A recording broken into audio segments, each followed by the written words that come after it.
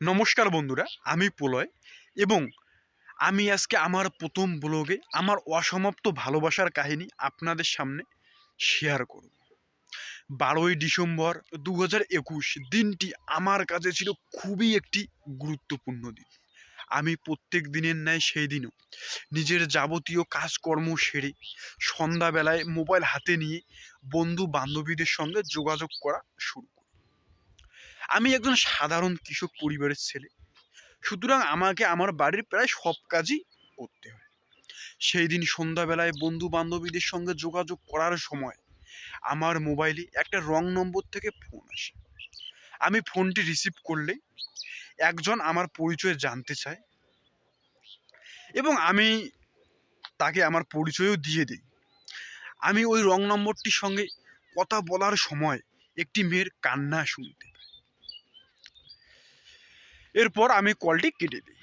এর ঠিক কিছুক্ষণ পর 6টা বেজে 24 মিনিটে আমার মোবাইলে আমার বান্ধবীর ফোন থেকে ফোন আসে। আমি আমার বান্ধবীকে সরাসরি এবং বন্ধু বান্ধবীদের মাধ্যমে বেশ কয়েকবার প্রপোজ করি, কিন্তু সে হ্যাঁও বলেনি আবার নাও বলেনি, বরং আমার সঙ্গে বন্ধুত্বের সম্পর্কটা আরো গাঢ় করেছে। এইভাবেই চলতে থাকে। এরপর আসি লকডাউন। দুজনের মধ্যেই যোগাযোগ বিচ্ছিন্ন হয়ে যায়।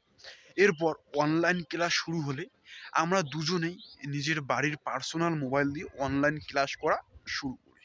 এরপর দুজনেই মোবাইল কিনলে আমার বান্ধবী তার পার্সোনাল হোয়াটসঅ্যাপ নাম্বার দিয়ে আমার মোবাইলে এসএমএস করে এবং শুরু হয় এক নতুন অধ্যায়।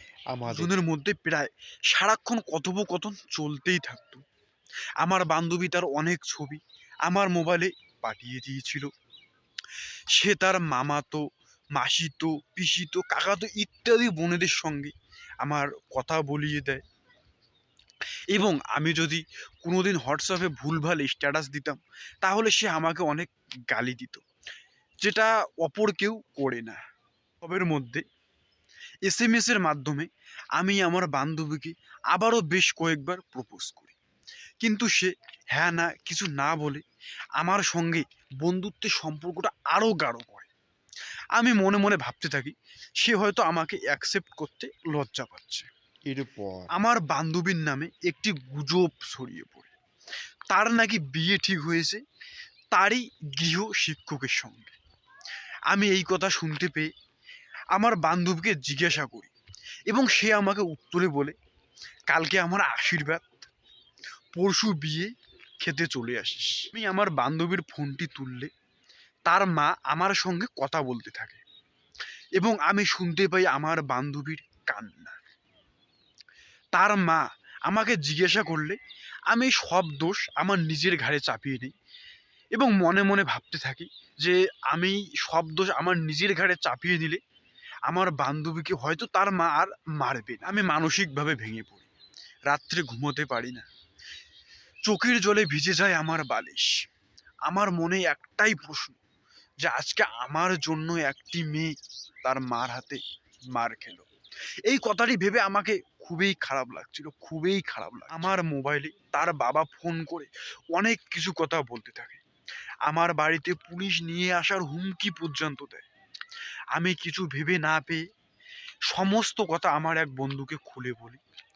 সে এই সমস্যার সমাধান খুঁজে বের করে। আমার এরপর বান্ধবীর সঙ্গে যোগাযোগ করার অনেক চেষ্টা করি, কিন্তু প্রতিবারে সে মুখ ফিরিয়ে নেয়, কিন্তু আমি হাল ছাড়িনি।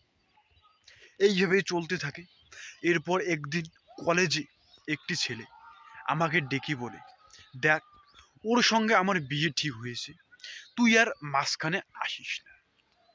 এই কথা শুনে আমার মাথায় আকাশ ভেঙে পড়ে। আমি কি করব বুঝে উঠতে পারছি না, কারণ সে ছিল আমার প্রথম ভালোবাসা। একটা কথাই মনে পড়ে, কি যেন বলেছিল, যাদের ভালোবাসা টিকে আছে তারা খুবই ভাগ্যবান। এই জন্য নয় যে সে তোমাকে ভালোবাসে, তোমার থেকে ভালো কাউকে পায়নি বলে এখনো পর্যন্ত তোমাদের ভালোবাসা টিকে আছে। এখন তার সরকারি চাকরিওয়ালা গৃহ শিক্ষকের সঙ্গে সুখেই আছে। তবে আমার মনে একটা প্রশ্ন থেকেই গেল, কি দরকার ছিল আমার সঙ্গে এমনটা করার? আমাকে আগে বলতেই তো পারতো, তাহলে হয়তো এত কিছু হতো না।